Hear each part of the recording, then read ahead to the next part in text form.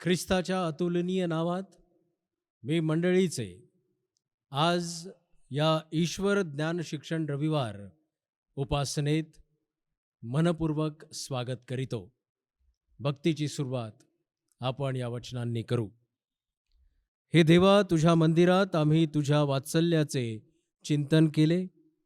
हे देवा, जसे तुझे नाव तशी तुझी कीर्ती पृथ्वीच्या शेवटापर्यंत जात आहे. तुझा उजवा हात न्यायपूर्ण आहे. सियोने सभोवती फिरा, तिला फेरा घाला, तिचे बुरुज मोजा, तिच्या कोटांकडे लक्ष द्या, तिच्या प्रसादांमधून फिरा, म्हणजे पुढील पिढीला तिच्याविषयी तुम्हाला सांगता येईल. कारण हा देव आमचा सनातन देव आहे, तो सर्व काळ आमचा मार्गदर्शक होईल. मंडळी आपल्या जागेवर उभी राहील. आपण उपासना संगीतातून गीत क्रमांक 22, उपासना संगीत गीत क्रमांक 22, जय जय जगदीशा, जगाला तुझी मात्र आशा.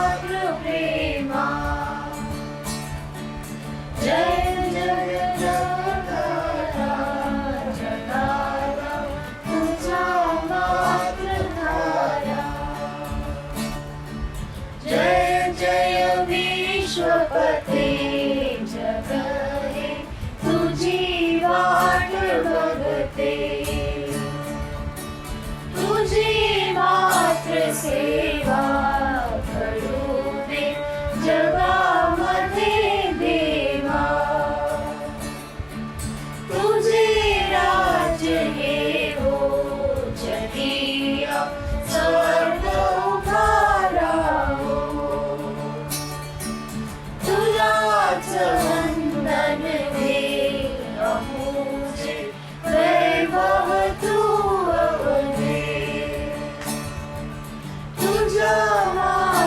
चरणी रमू दे सहर्ष दिन रजनी, प्रभो करातल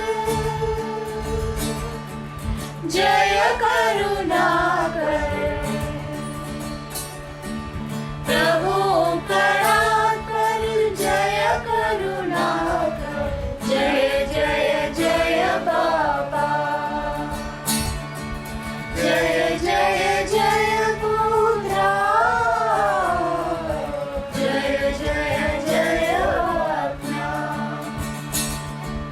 जय जय जगदीशा, जगाला तुझी मात्र आशा, जय जय जगदीशा, जगाला तुझी मात्र आशा. प्रेषितांचा मतांगीकार. सर्वसमर्थ देव जो पिता, आकाश व पृथ्वी यांचा उत्पन्न करणारा, आणि येशू ख्रिस्त त्याचा एकुलता एक पुत्र, आमचा प्रभू, जो पवित्र आत्म्याच्या योगाने गर्भरूप झाला, कुमारी मरियाईपासून जन्मला, ज्याने पंतय पिलाताच्या वेळेस दुःख भोगिले, ज्याला वधस्तंभी दिले, जो मरण पावला व ज्याला पुरिले, तिसऱ्या दिवशी मेलेल्यांमधून पुन्हा उठला, स्वर्गात चढला, आणि सर्वशक्तिमान देव जो पिता त्याच्या उजवीकडे बसला आहे, तेथून जिवंतांचा व मेलेल्यांचा न्याय करावयास जो येणार आहे, त्याविषयी मी विश्वास धरितो. पवित्र आत्मा, पवित्र सार्वत्रिक मंडळी, पवित्र जनांची सहभागिता, पापांची क्षमा, देहाचे पुनरुत्थान आणि सनातन जीवन याविषयी मी विश्वास धरितो. आमेन. यावेळेस आपण काही क्षण मध्यस्थीच्या प्रार्थनेत घालवू. परमेश्वराजवळ आपल्या मागण्या, आपल्या विनंत्या आणि आपली आत्मिक स्थिती त्याच्यासमोर कबूल करू. आपण प्रार्थना करू. सर्वसमर्थ, सर्वज्ञानी, सर्वव्यापी, आमच्या जिवंत कनवाळू कृपाळू परमेश्वरा, आमच्या स्वर्गातील पित्या, तू आपल्या वात्सल्याने आम्हाला उत्पन्न केलेस. त्याच वात्सल्यामुळे आम्हाला सर्व गुण संपन्न करण्याची तुझी इच्छा आहे. आम्ही तुझ्यावर कायमाच्या मने करुण भक्ती केली नाही व ख्रिस्ताने जसे आमच्यावर प्रेम केले तसे आम्ही एकमेकांवर प्रेम केले नाही, हे आम्ही नम्रपणाने कबूल करीतो. तुझे जीवन आमच्या आत्म्याच्या ठायी आहे, पण आमच्या स्वार्थीपणामुळे तुझा मार्ग आम्ही खुंटवला आहे. तुझ्यावर पूर्ण भाव ठेवून आम्ही वागलो नाही. तुझ्या आत्म्याला आम्ही प्रतिकार केलेला आहे. तू आम्हाला ज्या प्रेरणा केल्यास त्यांच्याकडे आम्ही कानाडोळा केला आहे. आतापर्यंतच्या आमच्या आध्यात्मिक अवस्थेची आम्हाला क्षमा कर. आमच्यातले दोष काढून टाकण्याच्या कामी आम्हाला सहाय्य कर. तुझ्या आत्म्याच्याद्वारे आम्हाला मार्गदर्शन होऊन आमची आध्यात्मिक अवस्था तुला कशी हवी आहे हे आम्हाला दाखव, म्हणजे तुला आपल्या अखिल सृष्टीचे पूर्ण वैभव आमच्या व सर्व लोकांच्या ठायी प्राप्त होईल. आजची भक्ती तू आशीर्वादित कर. जे प्रियजन मोठ्या आशेने आणि विश्वासाने तुझ्या वचनांकडे आपलं लक्ष केंद्रित करीत आहेत, तुझ्या मार्गदर्शनाची अपेक्षा करीत आहेत, त्या सर्व मंडळीतील प्रियजनांवर तू आपला वरदहस्त ठेव. परमेश्वरा, आम्ही त्या प्रियजनांची आठवण करीत आहोत जे प्रियजन मेडिकल क्षेत्रात कार्यरत आहेत. परमेश्वरा, डॉक्टर्स, नर्सेस, पॅरामेडिकल आणि इतर सर्व वैद्यकीय क्षेत्राशी जोडले गेलेले लोक जे या महामारीवर विजय प्राप्त करण्याचा प्रयत्न आतोनात रात्रंदिवस आणि अग्रेसर राहून करीत आहेत, या सर्व प्रियजनांवर तुझ्या आरोग्याचा, तुझ्या कृपेचा, तुझ्या दयेचा आणि तुझ्या आशीर्वादाचा हात सदोदित असू दे. आमची आजची भक्ती आम्ही तुझ्या पवित्र नावाने समर्पित करीत असताना प्रेमळ पित्या, तुझी उपस्थिती आम्हाबरोबर असू दे. संपूर्ण वेळ तुझ्या वचनांवर केलं गेलेलं मनन आणि चिंतन आम्ही तुझ्या हाती सोपवून देत प्रार्थना आमचा धन्य तारणारा प्रभू येशू ख्रिस्त त्याच्याच प्रिय, पवित्र आणि सामर्थ्य नावात मागतो, म्हणून तू ऐक. आमेन. आपण सर्वजण प्रभूने शिकवलेली प्रार्थना एकत्र मिळून म्हणू. हे आमच्या स्वर्गातील बापा, तुझे नाव पवित्र मानले जाओ. तुझे राज्य येव, जसे स्वर्गात तसेच पृथ्वीवरही. तुझ्या इच्छेप्रमाणे हो. आमची रोजची भाकर आज आम्हास दे, आणि जसे आम्ही आपल्या ऋण्यास ऋण सोडिले आहेत तसेच तू आमची ऋणे आम्हास सोड. आणि आम्हास परीक्षेत आणू नकोस, तर आम्हास वाईटापासून सोडी. कारण की राज्य, सामर्थ्य आणि गौरव ही सर्व काळ तुझीच आहेत. आमेन. मंडळी आपल्या जागेवर उभी राहील आणि आपण उपासना संगीतातून गीत क्रमांक 423, उपासना संगीत गीत क्रमांक 423, भक्तीची वेळ, भक्तीची वेळ हे गाऊ.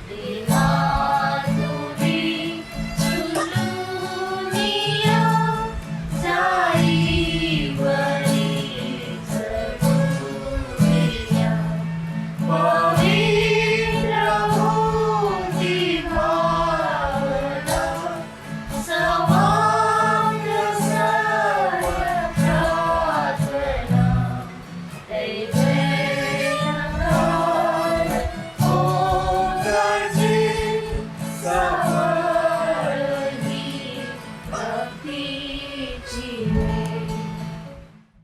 मंडळी, आपल्या जागेवर उभी असताना आपण आळीपाळीचा शास्त्रपाठ, जो 27वा रविवार आहे, तो म्हणणार आहोत. उच्चासनी परमेश्वर. परमेश्वर माझे बल व माझा स्तोत्र विषय आहे, तो माझा उद्धारक झाला आहे. उत्सवाचा अवतारणाचा शब्द धार्मिकांच्या वस्तीत आहे. परमेश्वराचा उजवा हात पराक्रम करीतो. परमेश्वराचा उजवा हात उभारलेला आहे. परमेश्वराचा उजवा हात पराक्रम करीतो. मी मरावयाचा नाही, मी जगणार आणि परमेश्वराच्या कृत्याचे वर्णन करणार. परमेश्वराने मला जबर शासन केले, तरी मला मृत्यूच्या हवाली केले नाही. मजसाठी धार्मिकतेची द्वारे उघडा. मी त्यातून प्रवेश करून परमेश्वराचे उपकार स्मरण करीन. हे परमेश्वराचे द्वार आहे, यातून धार्मिक जन प्रवेश करोत.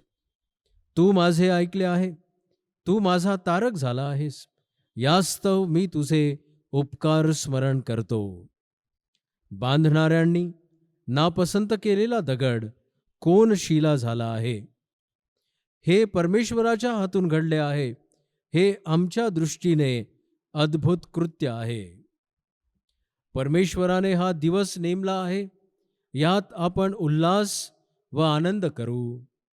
हे परमेश्वरा, तुला विनवितो की आमचा उद्धार कर. हे परमेश्वरा, तुला विनवतो की आम्हास संपदा दे. परमेश्वराच्या नामाने येणाऱ्याचा धन्यवाद हो. परमेश्वराच्या मंदिरातून आम्ही तुम्हास आशीर्वाद देतो. तू माझा देव आहेस, मी तुझे उपकार स्मरण करीन. हे माझ्या देवा, मी तुझी थोरवी गाईन.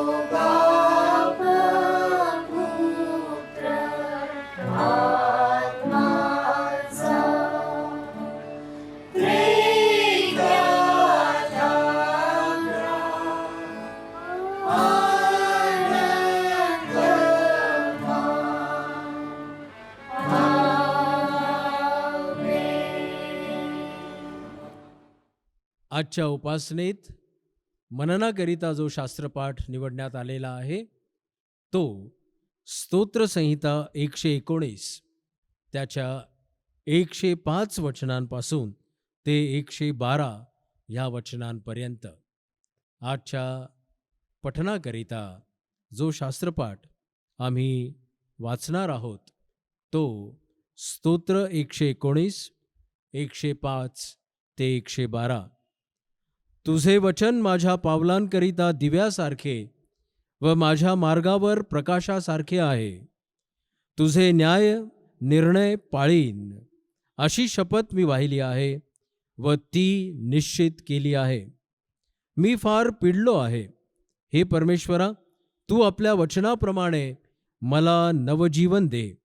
हे परमेश्वरा, माझ्या तोंडची वचने ही स्वखुशीची अर्पणे समजून मान्य कर. तुझे निर्णय मला शिकीव. मी आपला जीव नेहमी मुठीत धरून आहे, तरी मी तुझे नियमशास्त्र विसरलो नाही. दुर्जनांनी माझ्यासाठी पाश मांडिला आहे, तरी तुझ्या विधीपासून मी बहकलो नाही. तुझे निर्बंध माझे सर्व काळचे वतन म्हणून मी स्वीकारिले आहेत, कारण त्यांच्या योगे माझ्या मनाला हर्ष होतो. तुझे नियम सर्व काळ शेवटपर्यंत पाळण्याकडे मी आपले मन लाविले आहे. देवबाप, वाचली गेलेली ही सर्व वचने आम्हासाठी आशीर्वादित करो. आमेन. मंडळी, आपल्या जागेवर उभी राहील आणि आपण उपासना संगीतातून गीत क्रमांक 111, उपासना संगीत गीत क्रमांक 111, येशूचे नाम गोड फार दीनांना लागते, हे गीत गात असताना आपण परमेश्वराचं वचन स्वीकारण्याकरिता आपल्या हृदयाची, आपल्या मनाची तयारी करणार आहोत. गीत क्रमांक 111.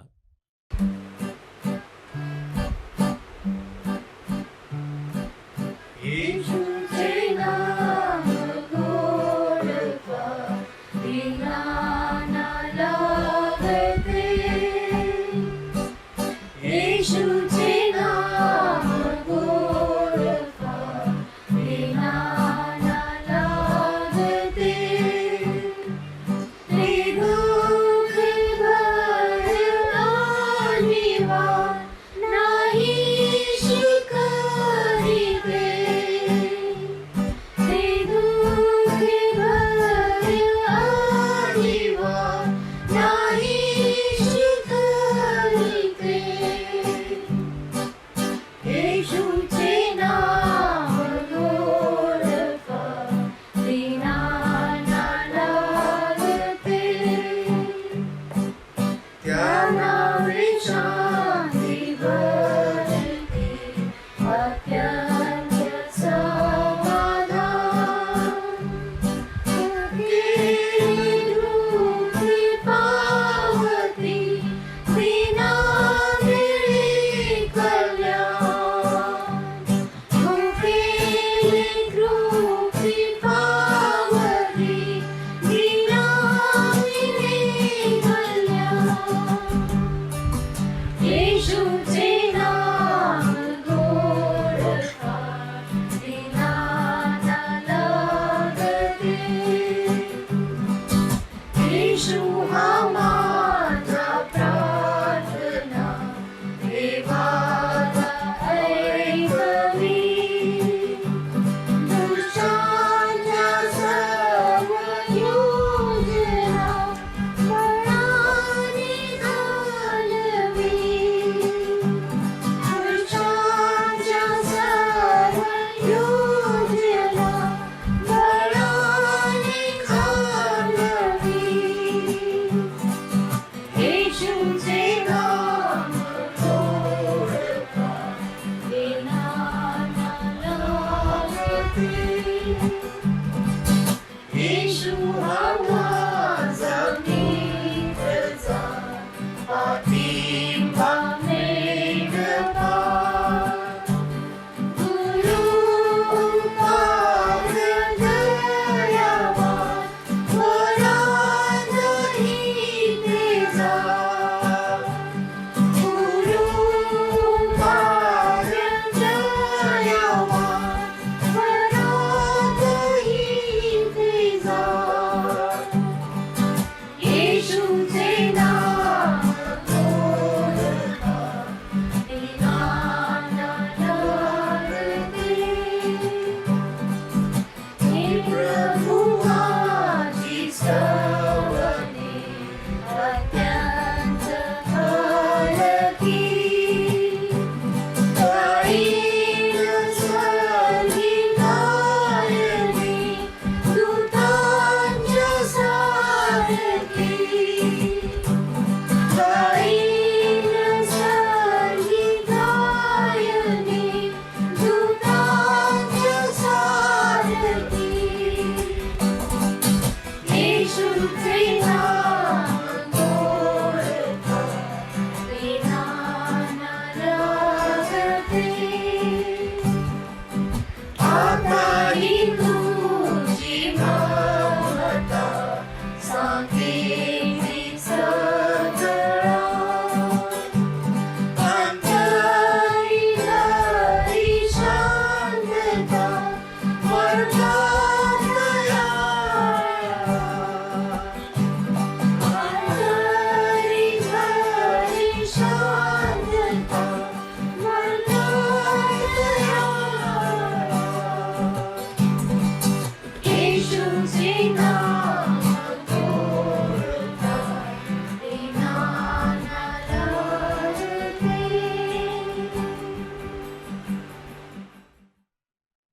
देवाच्या प्रिय मंडळी, आज या व्हर्च्युअल माध्यमातून परमेश्वराचं वचन पुन्हा एकदा ऐकण्याकरिता आपण सज्ज आहोत.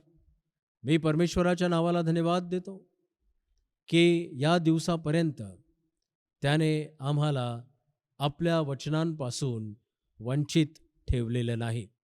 देव बाप त्याची कृपा, त्याची दया सदोदित आम्हावर अशीच ठेवो.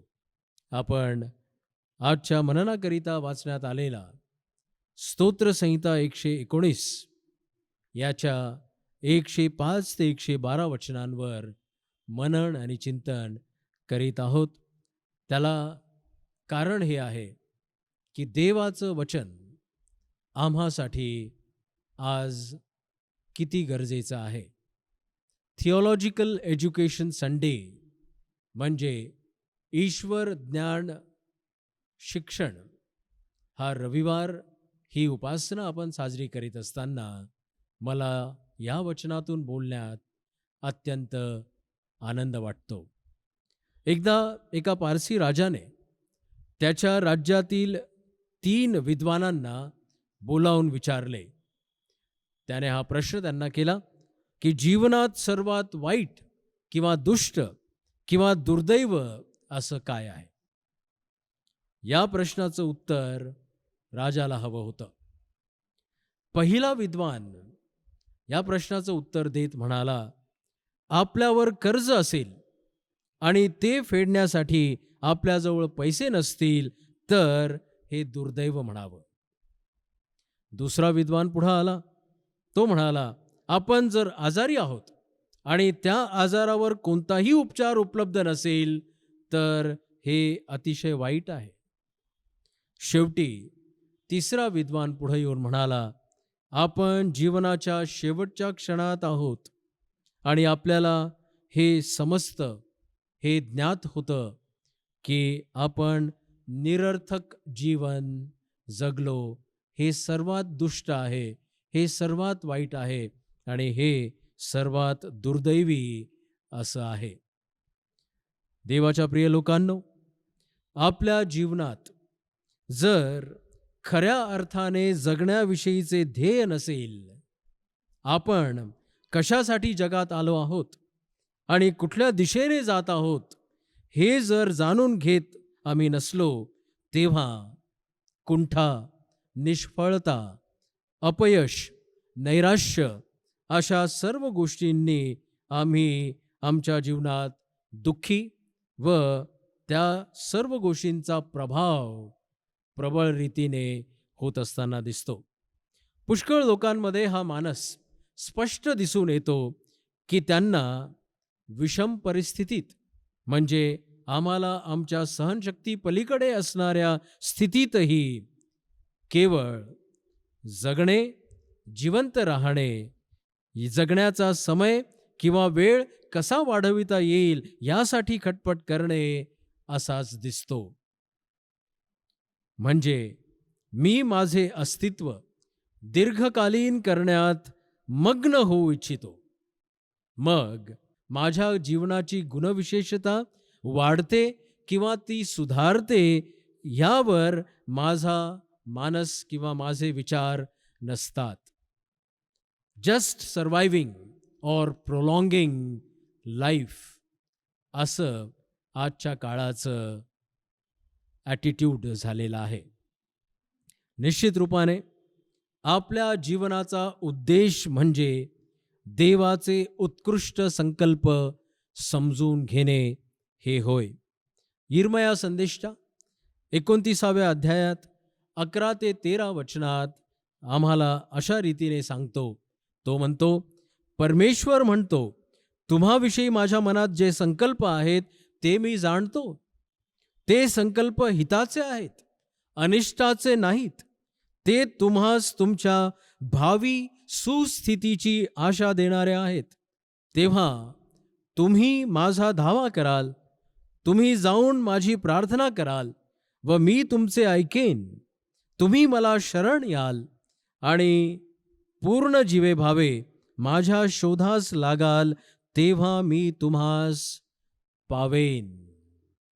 स्तोत्रकर्ता जेव्हा या निष्कर्षावर पोहोचला की जे आपले वर्तन चोख ठेवून परमेश्वराच्या नियमशास्त्राप्रमाणे चालतात ते धन्य. तो असे देखील म्हणतो की जे त्याचे निर्बंध पाळून अगदी मनापासून त्याचा शोध करीतात ते धन्य. 105 हे वचन स्तोत्रकर्ता ठामपणाने म्हणतो, तुझे वचन माझ्या पावलांकरिता दिव्यासारखे व माझ्या मार्गावर प्रकाशासारखे आहे. देवाचे वचन आमच्यासाठी प्रदीप्त असे, प्रकाश असे, दिवा असे कसे होऊ शकेल? या प्रश्नाचे उत्तर या एकाच वचनात असणाऱ्या 4 उपयुक्त अशा वर्णनांद्वारे आपल्याला मिळते. देवाचे वचन म्हणजे त्याचे स्वतःचे आम्हाला झालेले प्रकटीकरण आहे. देवाचे वचन म्हणजे त्याचे दर्शन होय. हे त्याच्या वचनातून आलेलं हे पहिलं वर्णन. प्रारंभी शब्द होता आणि शब्द देवासह होता आणि शब्द देव होता. म्हणजे हा शब्द, हे वचन जो प्रकाश आहे, जो देवाकडून प्रकाशित झाला आहे. पहिले योहान 1:5 मध्ये तो आम्हाला सांगतो की तो संदेश हा की देव प्रकाश आहे आणि त्याच्या ठाई मुळीच अंधार नाही. वचन देवाकडून आहे.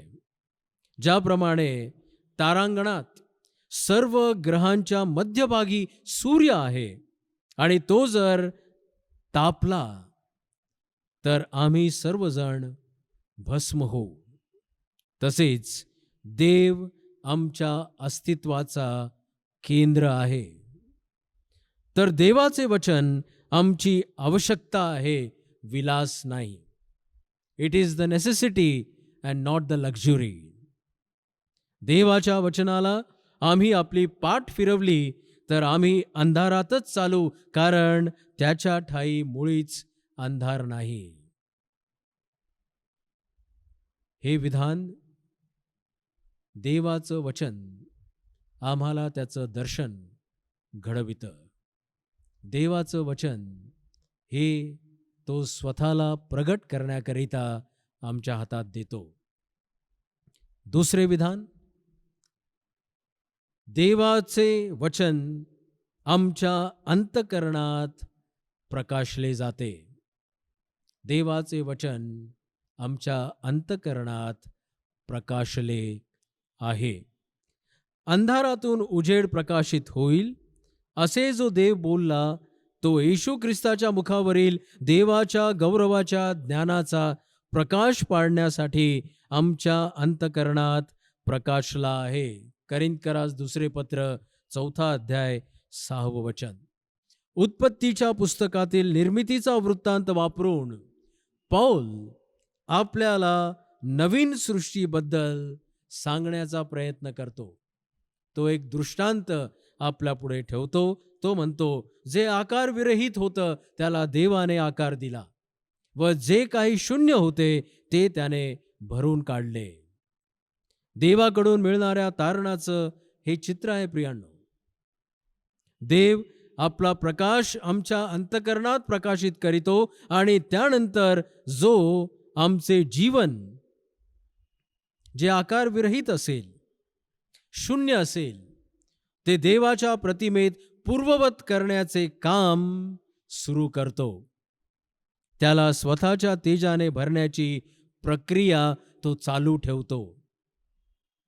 परमेश्वराचं वचन आमच्या अंतःकरणात अशा रीतीने प्रकाशले जाते. स्तोत्र 119, 130 हे वचन म्हणतं, तुझ्या वचनाच्या उलगड्याने प्रकाश प्राप्त होतो, त्याने भोळ्यांना ज्ञान प्राप्त होते. देवाने आम्हाला पवित्र आत्मा यासाठीच दिला आहे की आपल्याला वचनाचा उलगडा व्हावा. दुष्टात्मा किंवा या जगाचा अधिपती, ज्याला सैतान म्हणून संबोधलं जातं, सैतान आम्हाला संभ्रमात पाडतो. ही कन्फ्युजेस अस. ही एक शोकांतिका आहे की काही लोक आज जगामध्ये अंधार पसरवित आहेत. दे रेडिएट डार्कनेस. ज्या गोष्टींना ते स्पर्श करतात ते अंधार निर्माण करतात. ज्या गोष्टींबद्दल ते निर्णय घेतात तिथे अंधार उमटतो. ज्या प्रकारची नीती ते वापरतात अंधार निर्माण करतात. पॉलिसीज, डिसिजन्स, आणि जिथेही ते आपला हात घालतात, wherever they put their hands in, अंधार निर्माण होतो. देवाचे वचन केवळ वाचणे नव्हे तर त्याचे पठन करणे, त्यावर मनन करणे, त्याचा अभ्यास करणे अत्यंत गरजेचे आहे. आज ईश्वर ज्ञान शिक्षण रविवार आहे. ईश्वर ज्ञान हे केवळ पालकांसाठीच मर्यादित नसावं. हे शिक्षण आज प्रत्येक विश्वासणाऱ्या बंधू भगिनींना प्राप्त व्हायला हवं. कोविड-19 व अशा प्रकारचे जीवघातक यंत्रणा असणाऱ्या या विश्वात आम्ही देवाला ओळखणारे लोक नवजीवन देणारा संदेश जगाला कसे देऊ शकणार? आपल्यालाच तो प्रकाश प्राप्त झाला नसेल तर आम्ही जगाला तो प्रकाश दाखवणार कसा? तुझ्या वचनाच्या उलगड्याने प्रकाश प्राप्त होतो. त्याने भोळ्यांना ज्ञान प्राप्त होते. Understanding to the simple. भोळ्यांना ज्ञान प्राप्त होते. तिसरं विधान, देवाचे वचन म्हणजे देवाचा प्रकाश आमच्या अवतीभोवती प्रकाशतो. परमेश्वराचं वचन आमच्या पावलांकरिता दिव्यासारखा व आमच्या मार्गावर प्रकाशासारखा आहे. देवाला ओळखणाऱ्यांचे जीवन मोठे कठीण आहे.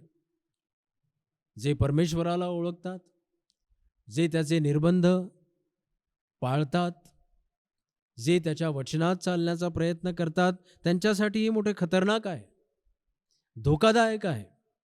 कारण या जगाचा अंधार त्याला गरजणाऱ्या सिंहासारखा आणि धूर्त सर्पासारखा नेहमी वेटाळून असतो. 43व्या स्तोत्रात 3ऱ्या वचनात असं आम्ही वाचतो की तू आपला प्रकाश व आपले सत्य प्रगट कर, ती मला मार्ग दाखवोत. याचा अर्थ आम्हाला वचनाची गरज आहे, कारण ते आम्हाला मार्ग दाखवतात. नीतिसूत्रे 6:23 मध्ये म्हटलं आहे, कारण ती आज्ञा केवळ दिवा आहे व ती शिस्त केवळ प्रकाश आहे. बोधाचा वाग्दंड जीवनाचा मार्ग आहे. कारण पूर्वी तुम्ही अंधकार असे होता, पण आता तुम्ही प्रभूमध्ये प्रकाश असे आहात. प्रकाशाच्या प्रजेसारखे चाला. या जगात वावरत असता चालता आम्ही दिव्याशिवाय चालू नये. या जगात आम्ही प्रत्येक पाऊल पुढे टाकत असताना परमेश्वराच्या वचनांचा दिवा असल्याशिवाय चालू नये. ध्यानात घ्या की मानव जातीचं शिक्षण किंवा मानव जातीनं दिलेलं ज्ञान हे भ्रमशील आहे. भ्रमशील म्हणजे liable to error, fallible, bound to error. देवाच्या आत्म्यावर निर्भर होण्याची गरज आहे. आम्हाला आमचे पुढारी आत्मनिर्भर होण्याचा सल्ला देतात. परमेश्वराचे वचन आम्हाला त्याच्या आत्म्यावर निर्भर होण्याचं मार्गदर्शन पुरवतं. तो सत्याचा आत्मा येईल तेव्हा तो तुम्हाला मार्ग दाखवून सर्व सत्यात नेईल. योहान 16:13. मुलांनो, ही शेवटली घटका आहे आणि ख्रिस्त विरोधक येणार असे तुम्ही ऐकले. त्याप्रमाणे आताच पुष्कळ ख्रिस्त विरोधक आहेत. ते आले आहेत. यावरून आपल्याला दिसून येते की ही शेवटली घटका आहे. परंतु जो पवित्र पुरुष याच्याकडून तुमचा अभिषेक झाला आहे म्हणून तुम्हा सर्वांना ज्ञान आहे. पवित्र शास्त्राचा लेखक स्वतः आम्हामध्ये वस्ती करीतो. The author of the holy Bible lives inside us. हे तिसरं विधान, देवाचा प्रकाश आमच्या अंतःकरणात वस्ती करीतो. चौथ्या विधानाकडे आपण जाऊ. देवाचा प्रकाश आमच्या पुढं चालतो. वचनात सांगितलं आहे, 2 पेत्र याचा 1 अध्याय 19 वचन, शिवाय अधिक निश्चित असे संदेश त्यांचे वचन आम्हाजवळ आहे. ते काळोख्या जागी प्रकाशणाऱ्या दिव्याप्रमाणे आहे. तुमच्या अंतःकरणात दिवस उजाडेपर्यंत व पहाटचा तारा उगवेपर्यंत तुम्ही त्याकडे लक्ष द्याल तर बरे होईल. प्रथम हे ध्यानात ठेवा की शास्त्रातील कोणत्याही संदेशाचा उलगडा कोणाला स्वतःच्या कल्पनेने होत नाही. कारण संदेश मनुष्यांच्या इच्छेने कधी आलेला नाही, तर पवित्र आत्म्याने प्रेरित झालेल्या मनुष्यांनी देवापासून आलेला संदेश सांगितला आहे. भक्तिमान लोकास परीक्षेतून कसे सोडवावे व अनीतिमान लोकास शिक्षा भोगीत न्यायाच्या दिवसासाठी कसे राखून ठेवावे हे प्रभूला कळते. केवळ पवित्र शास्त्रच आम्हाला आमच्या भावी सुस्थितीचं वचन, भावी सुस्थितीचा विश्वास देते. तर आम्ही परमेश्वराच्या वचनाच्या प्रकाशातच चालावयाला हवे आहे. विश्वासणाऱ्यांसाठी देवाचे वचन परम आवश्यक आहे.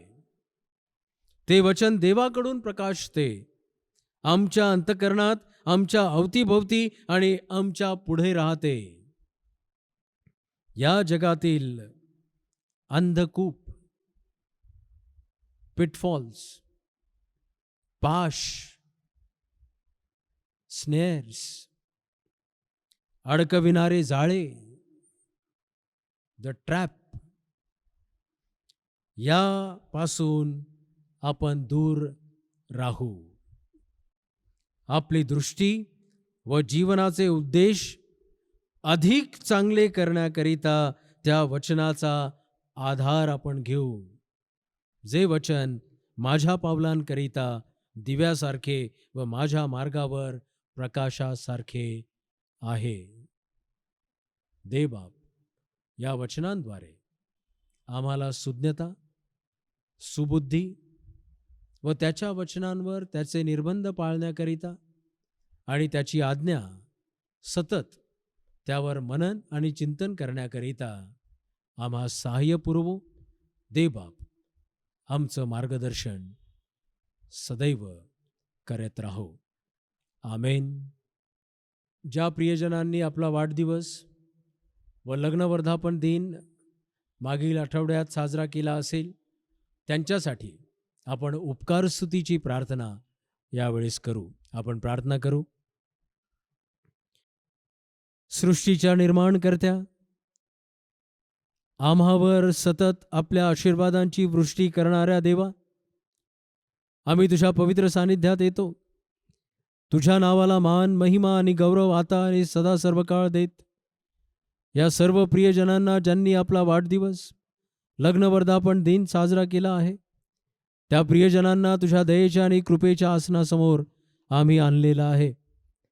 प्रेमळ पित्या, आम्हावर तुझी कृपा असावी, तुझं लक्ष आमच्या जीवनाकडे असावं याकरिता गुडघ्यांवर आलेली ही तुझी प्रिय मंडळी, या सर्वांना मी तुझ्या सानिध्यात आणलेला आहे. ज्या प्रियजनांनी आपला वाढदिवस साजरा केला, प्रभू त्यांच्या आयुष्यात तू नवीन वर्ष जोडलेला आहेस.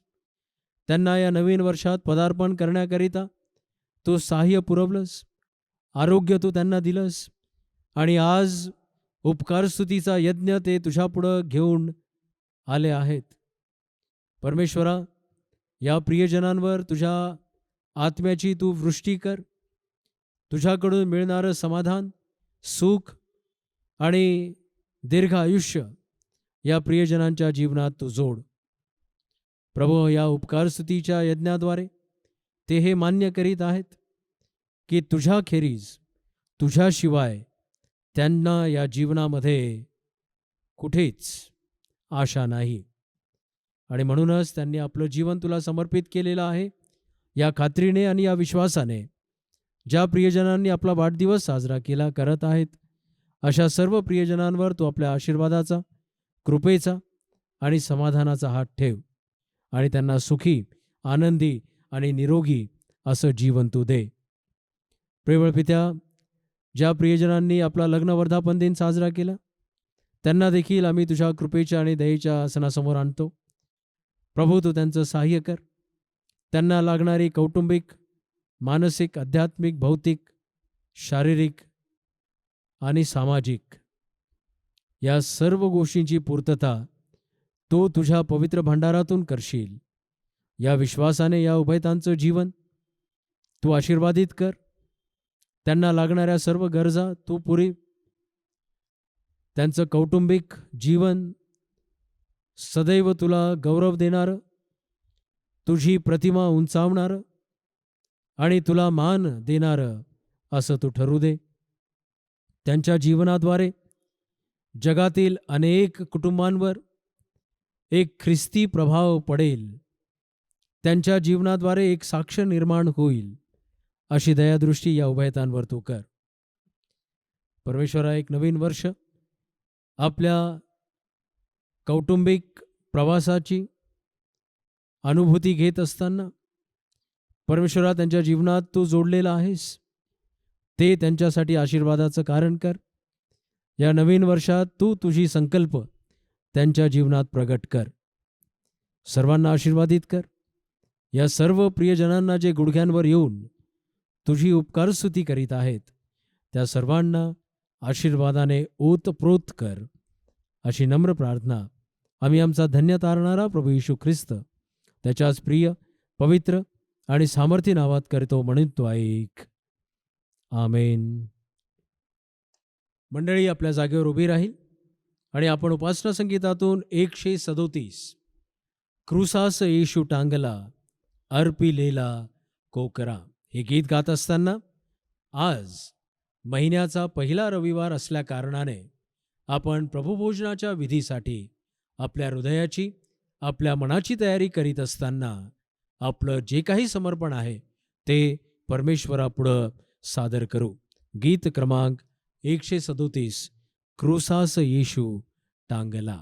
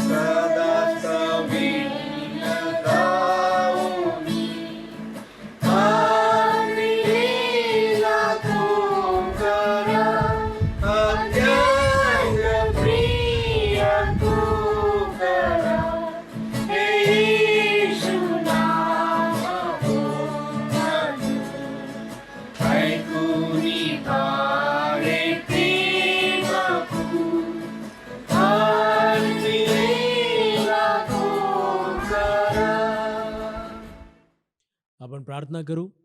सर्व समर्थ, सर्वज्ञानी, सर्वव्यापी आमच्या जिवंत कनवाळू कृपाळू परमेश्वरा, आमच्या जीवनात जे काही तू दिलंस ते केवळ तुझ्या दयेमुळे आणि तुझ्या कृपेमुळे आहे.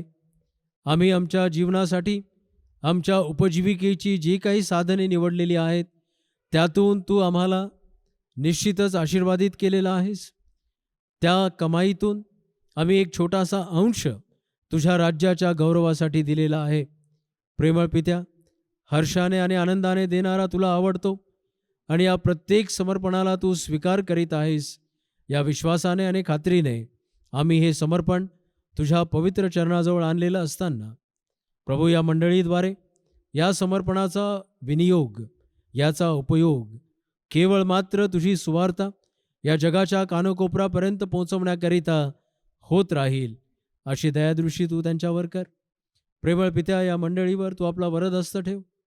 या आपल्या देण्याद्वारे जे तुझं गौरव करीत आहेत, तुझ्याबद्दलची आपली कृतज्ञता व्यक्त करीत आहेत, अशा प्रत्येक मंडळीतील लहान थोरांवर तू आपला विपुल आणि भरपूर आशीर्वाद पाठव. प्रेमळ पित्या, सहाय्य कर आणि आम्हाला या दिवसांमध्ये, जेव्हा आणीबाणीचा काळ आहे, जेव्हा कठीण आर्थिक परिस्थिती निर्माण होत असताना आम्हाला दिसत आहे, प्रभू तू ह्यातून आमचा निभाव कर. आम्हाला आमच्या शक्तीपलीकडे तू परीक्षा घेत नाहीस, या गोष्टीवर आमचा विश्वास असून प्रभू, हे समर्पण तुझ्या गौरवासाठी आहे हे आम्ही कबूल करीत ही प्रार्थना आणि हे समर्पण तुझ्या पवित्र चरणाजवळ वाहतो. आमचा धन्य तारणारा प्रभू येशू ख्रिस्त याच्या नावाने, आमेन. आपण या विधीत संमिलित होण्यापूर्वी आपल्या मनाची तयारी, जसा मी आहे निराधार, आलो तसाच.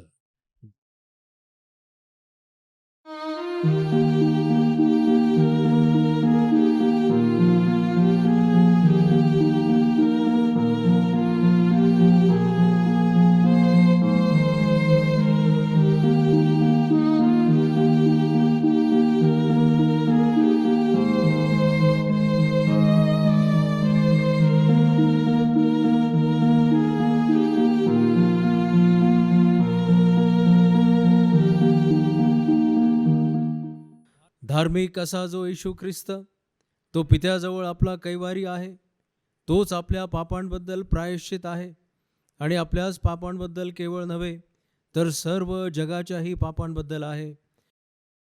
तुम्हाला आपल्या पापकर्माचा खरा खरा व मनापासून पश्चाताप झालेला आहे. तुम्ही आपल्या शेजाऱ्यांपाजाऱ्यांशी प्रेमाने व उदारपणाने वागता आहात.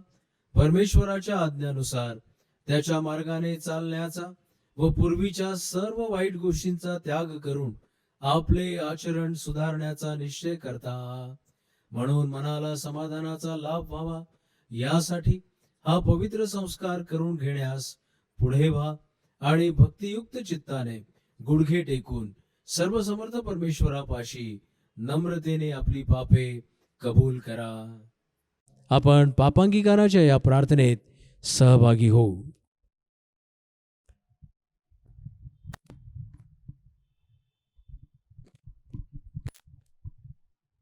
हे सर्वसमर्थ परमेश्वरा, प्रभू येशू ख्रिस्ताच्या पित्या, सर्व वस्तूंच्या उत्पन्नकर्त्या, सर्व मानवांच्या न्यायाधीशा, आम्ही तुझ्यासारख्या दैवी कृपासागराच्या इच्छेबाहेर जाऊन वेळोवेळी कायिक, वाचिक व मानसिक अशी दुष्कृत्ये व पापे अधमपणाने केली.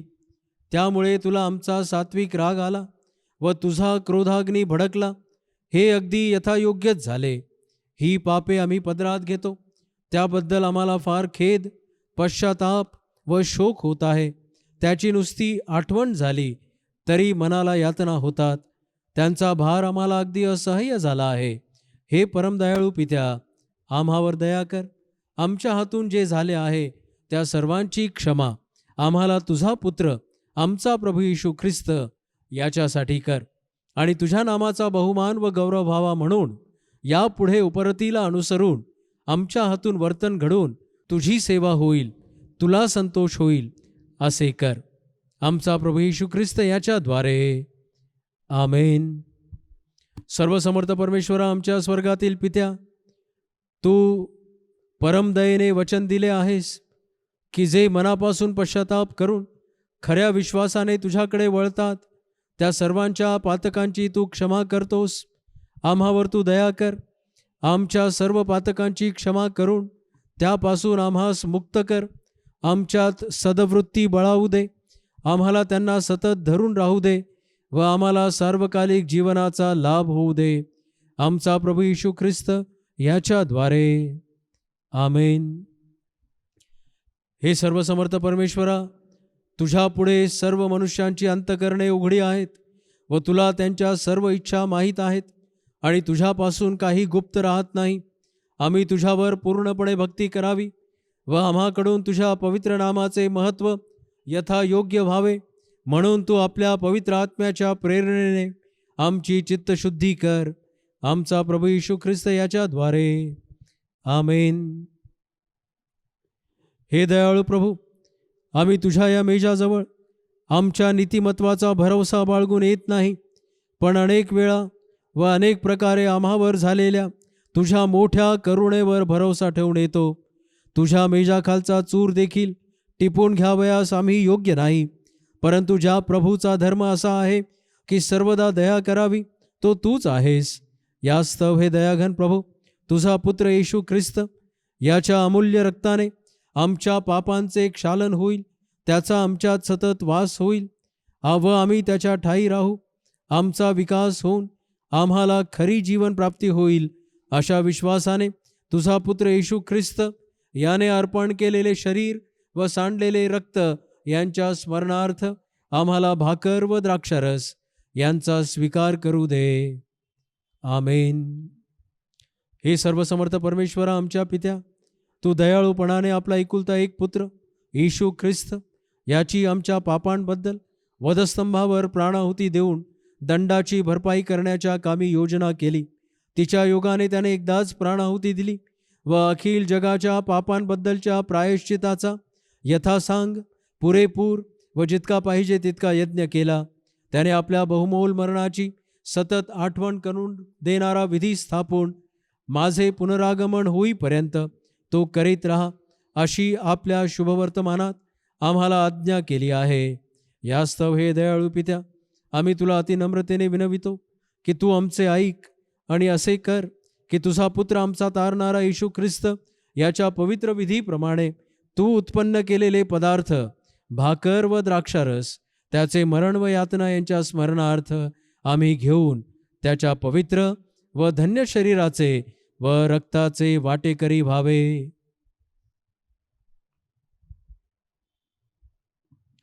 ज्या रात्री तो पराधीन केला गेला त्या रात्री त्याने भाकर घेतली आणि उपकार स्मरण करून ती मोडली आणि आपल्या शिष्यास देऊन म्हटले, घ्या, खा, तुम्हासाठी दिले जात आहे असे माझे शरीर आहे, तुम्ही माझ्या स्मरणार्थ हे करा.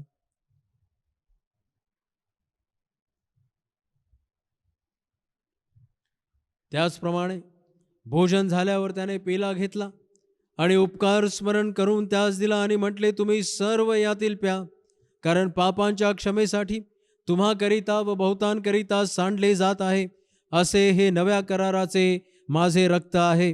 जितकेदा तुम्ही यातले प्याल तितकेदा हे माझ्या स्मरणार्थ करा. आमेन.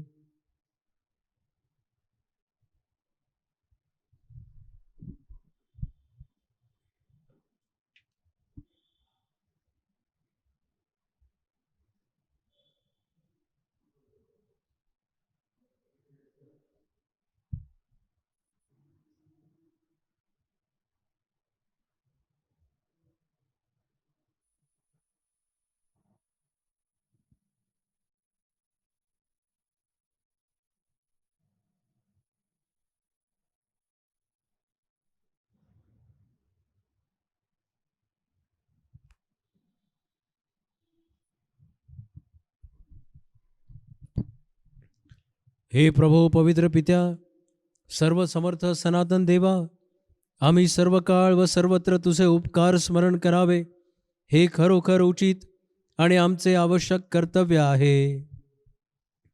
यास्तव दूत, आदिदूत व स्वर्गातील सर्व समुदाय यांच्याबरोबर आम्ही तुझे गौरवी नाम स्तवितो आणि थोर मानितो. आणि आम्ही निरंतर तुझी स्तुती करून म्हणतो, पवित्र पवित्र पवित्र सैन्यांचा प्रभुदेव, आकाश आणि पृथ्वी तुझ्या गौरवाने भरली आहे. हे परात्पर प्रभू, तुला गौरव असो. आमेन. यावेळेस आपण आपल्या हाती भाकर घेऊ आणि मी हे वचन बोलल्यानंतर ती आपण प्राशन करू. आपला प्रभू येशू ख्रिस्त याचे शरीर तुमच्यासाठी दिले गेले, ते तुम्हाला सार्वकालिक जीवनाचा लाभ व्हावा म्हणून तुमच्या जीवात्म्याचे रक्षण करो. ख्रिस्त तुमच्यासाठी मरण पावला, त्याच्या स्मरणार्थ ही घेऊन खा आणि उपकार स्मरण करीत आपल्या हृदयात भाव धरून याच्या योगाने पोषण करून घ्या. आमेन. आता आपण द्राक्षारस आपल्या हाती घेऊ आणि हे वचन बोलल्यानंतर आपण ते प्राशन करू. आपला प्रभू येशू ख्रिस्त याचे जे रक्त तुमच्यासाठी सांडले गेले, ते तुमच्या शरीरास व जीवात्म्यास सनातन जीवनासाठी राखो. ख्रिस्ताचे जे रक्त तुमच्यासाठी सांडले गेले, त्याच्या स्मरणार्थ हा प्या व उपकार माना. आमेन. आपण आपल्या गुडघ्यांवर असतानाच ही प्रार्थना सर्वजण मिळून म्हणू. हे आमच्या प्रभू व स्वर्गातील पित्या, आम्ही तुझे नम्रदास मनापासून तुला विनंती करीतो की तू आपल्या पितृतुल्य करुणेने आमचा हा स्तवनाचा व उपकार स्मरणाचा यज्ञ स्वीकारून घेण्याची दया कर आणि आमची परम नम्रतेची विनंती ऐकून असे कर की तुझा पुत्र येशू ख्रिस्त याचे पुण्य व मरण ह्या योगे व त्याच्या रक्तावरच्या श्रद्धेच्या योगे आम्हास व तुझ्या संपूर्ण मंडळीस पातकांची क्षमा व्हावी व त्याच्या यातनांमुळे प्राप्त होणारे सर्व लाभ मिळावे. आणि हे प्रभू, इथल्या येथे आता आमचे योग्य, पवित्र व जिवंत बलिदान व्हावे म्हणून आम्ही आपणास म्हणजे आमचा जीवात्मा व देह तुझ्यासमोर ठेवून अर्पण करतो. आणि आम्ही तुला नम्रतापूर्वक आग्रहाने विनवितो की ज्या आम्ही हे प्रभुभोजन केले आहे त्या सर्वांस तुझ्या अनुग्रहाने व दिव्य आशीर्वादाने परिपूर्ण कर. आणि जरी आम्ही आपल्या नाना प्रकारच्या पातकांमुळे तुला बलिदान करावयास योग्य नाही, तरी आम्ही तुला आग्रहाने विनवितो की आमच्या अपराधांची क्षमा करून हे आमचे आवश्यक कर्तव्य व सेवा यांचा स्वीकार कर. येशू ख्रिस्त आमचा प्रभू याच्याद्वारे, त्याकडून व त्यासहित पवित्र आत्म्याच्या ऐक्याने हे सर्वसमर्थ पित्या, तुला पूर्ण आदर व गौरव युगानुयुग असो. आमेन. मंडळी, कृपा करून आपल्या जागेवर उभी राहील. आपण ही शेवटची प्रार्थना एकत्र मिळून म्हणू. परम उंचामध्ये देवाला गौरव आणि पृथ्वीवर शांती आणि माणसांवर प्रसन्नता. हे प्रभू परमेश्वरा, स्वर्गातील सर्वसमर्थ पित्या, आम्ही तुला स्तवितो, आम्ही तुझा धन्यवाद करीतो आणि तुला भजतो आणि तुला गौरवितो. तुझ्या महागौरवासाठी तुझी उपकार स्तुती करीतो. हे प्रभू, एकुलत्या एक पुत्रा येशू ख्रिस्ता, हे प्रभू परमेश्वरा, परमेश्वराच्या कोकरा, पित्याच्या पुत्रा, तू जगाची पातके दूर करतोस. तू आम्हावर दया कर. तू जगाची पातके दूर करतोस. तू आमची प्रार्थना मान्य करून घे. तू परमेश्वर पित्याच्या उजवीकडे बसला आहेस. तू आम्हावर दया कर, कारण की तूच एक पवित्र आहेस, तूच एक प्रभू आहेस, तूच एक हे ख्रिस्ता पवित्र आत्म्यासहित परमेश्वर पित्याच्या गौरवात परात्पर आहेस. आमेन. मंडळी, आपल्या जागेवर उभी असतानाच आपण आशीर्वाद प्राप्त करूया. परमेश्वराची शांती, जी सर्व बुद्धीच्या पलीकडे आहे, ती आमच्या अंतकरणास व मनास परमेश्वराच्या व त्याचा पुत्र येशू ख्रिस्त आपला प्रभू याच्या ज्ञानात व प्रीतीत राखो. आणि सर्वसमर्थ परमेश्वर पिता, पुत्र आणि पवित्र आत्मा यांचा आशीर्वाद आम्हावर असो आणि सर्वदा आम्हासह राहो. आमेन.